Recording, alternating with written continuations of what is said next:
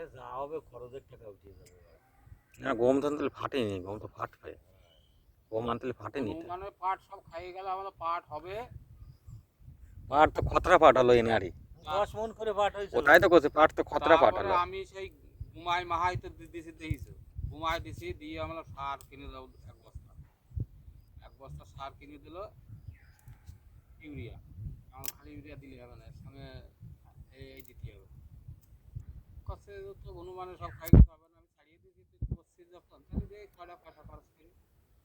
সেই পাট তো ওরা আমার কা নিয়ে আমি পারলাম না, এনারা টাইট হয়ে দিল, সেই পাট তো ওরা কত পাট। এই মাঠে সব থেকে ভালো মাঠ হয়েছে। কিন্তু তুমি ওই বিল মাঠে বেড়া ওই ঝোলার মধ্যে পাট বোনা ধরতে কেটে দিল বিরাট লোকটা তুমি উড়বে না বেড়া বিবেক করলে লোক জায়গা পাট যা করে করবো তাহলে সবই করে দিয়েছে। হ্যাঁ ওটা জামাই তো আমার ওই শস্য রয়েছে না সব শস্য হয়েছে ছিল। আমি বল জানি না বিবেক করলো আমি বললাম যে দাদা এবার সামনের ওই গতবার ওই যে মাঠে ধান সব বড় মাঠের তলায় মাথা সব সাদা হয়ে গেছে। আমি বললাম যে এই যে এই ধান, আমি বললাম খালি সার না এর মধ্যে ফেলে টক দাও।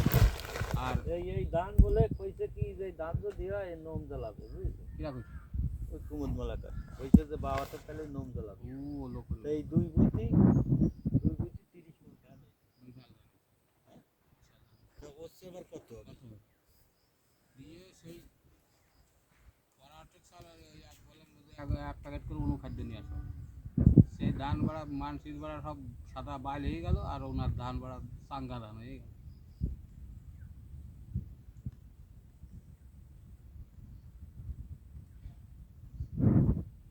জমি বাড়া কি বলবো ওইসব আমাদের হাতে এরকম পল্লী করে জমি বাড়া লাফার, কিন্তু আমাকে তার নাই আর কি বলবো পজিশনের জমি।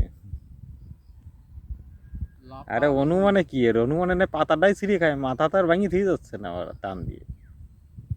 জমি তো যোগের বিশেষে ছিল।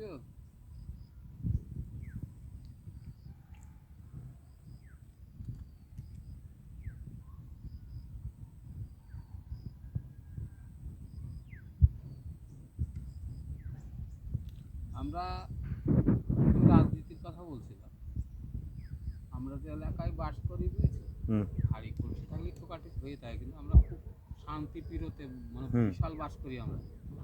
যেখানে মুসলিম আছে না সেখানে যাইয়ে দেখো ওরা এই লোকের কপালে কি করে। এই শালার মানুষ বুঝতেছে না মমতা এবার সংখ্যাগরিষ্ঠ করে হিন্দুদেরকে বুঝিয়ে দেবে একদম। আরে আরে বুঝাই দেবে, আর বুঝিয়ে দেবে। ও তো মুসলিম হয়ে গেছে, খাঁটি মুসলিম মমতা। এই কুলনীতি কয়েকজন খুব লাভ আছে। আমরা তোরা সুদন খাবি আগে, আমরা এই দেশীয় আমরা আদিবাসী না, আমাকে সুদন দিতে হলে একটু বলিয়ে করে দিতে হবে। আমি বললাম যে কুটাটা করে ফেলেছে অন্যরকম তাই এই যে এমএলএ কে এমপি কুটায় আমাদের এই রানাঘাট কেন্দ্রে আমাদের একটা ক্যান্ডিডেট দেখ দেখ যদি বের করে যদি না নিয়ে যেতে পারে কী বলেছে।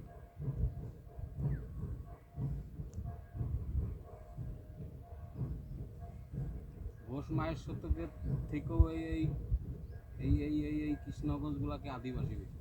হুম খালু বলে বলো, তুমি এই দিক বলো, জয়ঘাটায় বলবা। মিটিং আছে আমাদের মিটিং হয় আমরা জানি না।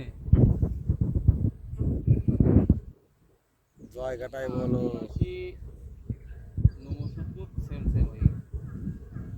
এখন তফাৎ খোঁজা মুশকিল, এখন আদিবাসী নমকের মধ্যে তফাৎ খোঁজা মুশকিল। না আমরা মানে সংখ্যাগরিষ্ঠই আমরা সেম সেম আছি।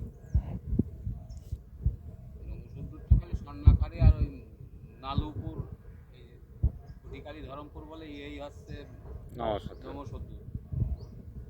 তো ওই ধরমপুরে 3 জায়গায় আদিবাসী আছে, গোলবেড়ি আছে, রাজনয় আছে,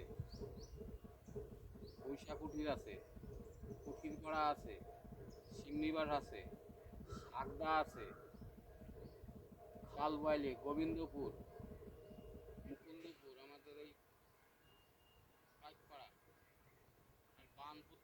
কাদা কাদা। এই জন্যই বলছি যে এটা দিলেই হতো, দেখতে সুন্দর। আমাদের এমপি আমরা আপনাদের বের করতে পারি, কিন্তু কাজ আলাদা দেবেন।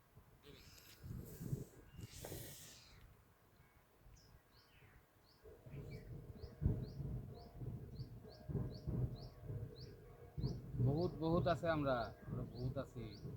ওই যে একবার যখন ওই যে সিপিএমের আমলে যে সেই কৃষ্ণগঞ্জ আমরা ডেপুটেশন দিতে যাই, সেই গন্ডগোল হয়েছিল, সন্ধ্যাকালে আমরা মিটিংটা দিয়েছিলি, মানে জায়গা পাইছে